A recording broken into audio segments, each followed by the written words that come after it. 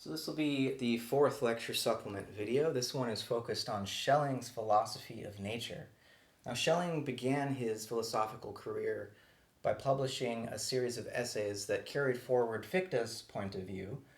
In other words, arguing that philosophy begins with the free act of the absolute ego, and that all of our experience of nature is derived from that free act.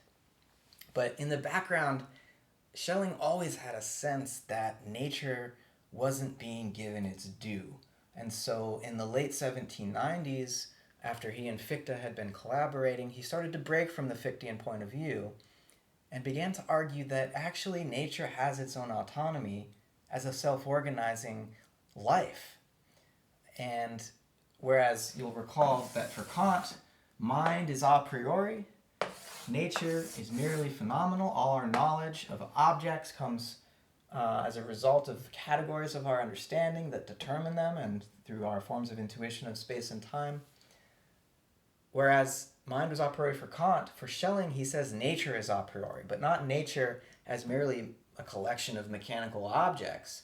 Nature as a self-organizing system becomes a priori. So Schelling takes what Kant discovered in the third critique, this new kind of causation exhibited by living creatures, and says that is what nature really is, and mechanism is merely an appearance.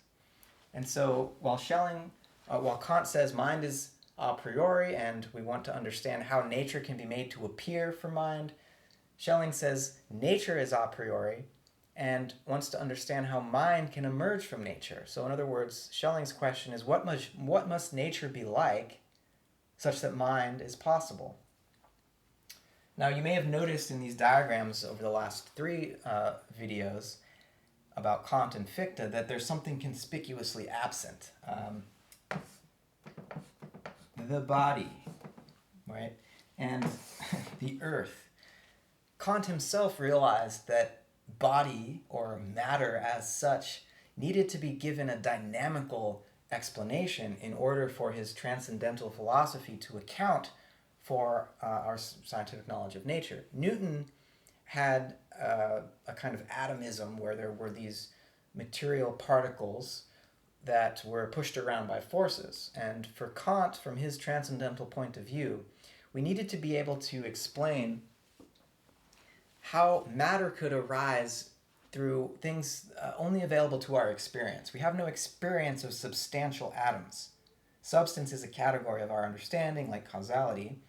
And so Kant wanted to see if he could derive matter from forces alone. And indeed, he conceived of two infinitely opposed forces that, when they reached equilibrium, would generate a material body. Schelling picks this up and runs with it. So you'll recall that in Kant, all of nature could be understood mechanistically. Schelling says mechanism's a mere appearance. What's really going on is this self-organizing process at the level of the entire universe.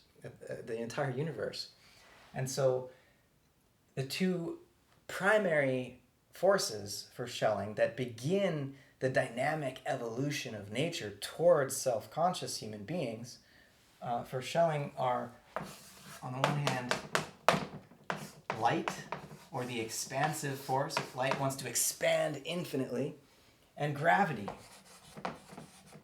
or the contractive force. It wants to pull into itself infinitely. And these two primal forces, infinitely opposed to one another, generate a third. They reach a temporary equilibrium in matter. But that equilibrium is only temporary. Nature continues to dynamically evolve through a series of stages where matter gives rise to its own opposites, which for Schelling were electricity and magnetism. Schelling was very influential in Faraday's later realization that electricity and magnetism are two sides of the same phenomenon. So matter gives rise to this new polarity, which itself generates a novel third, which Schelling called chemistry. chemistry itself remains unstable and generates its a new pair of polar opposites, which Schelling describes as the first stirrings of life: irritability and sensibility. So the simplest forms of life, even simple plant life, displays sensibility and irritability. But these generate a new third, right, which Schelling describes as this German term I'm going to use, Bildungstrieb, which is kind of like a life force or a formative power that generates the organic, that generates organisms. But this too remains unstable and generates its polar opposites, which are self-consciousness. So here we're now at the human level, and sensation. This is sort of the situation of Kant's first critique, where we have this opposition between a conscious knower and a phenomenal realm whereby the limit of our senses seems to allow us to infer a thing in itself that would lie behind that sensory experience. And of course, Fichte thought that this thing in itself was a mere phantom, because Kant tries to apply a category of the understanding that's only supposed to be about phenomenal objects to things in themselves, as if something beyond our sensory experience could from there cause our sensation. So this is the situation that Kantian philosophers find themselves in, and Schelling wants us to be able to break free of this situation through a form of intuition that he calls intellectual intuition, which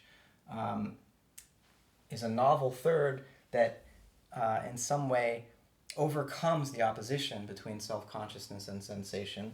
And this process continues, but these other stages are not all that important for our purposes here. So I hope you get a sense for the way that Schelling is trying to ground mind back in nature, to show how mind is emergent from a dynamic evolutionary process whereby infinitely opposed forces generate a series of stages, right?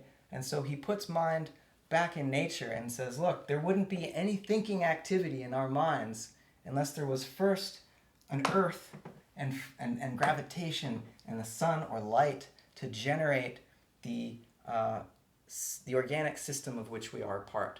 So he reverses the Kantian and Fichtean idealistic position in order to articulate a naturalistic position.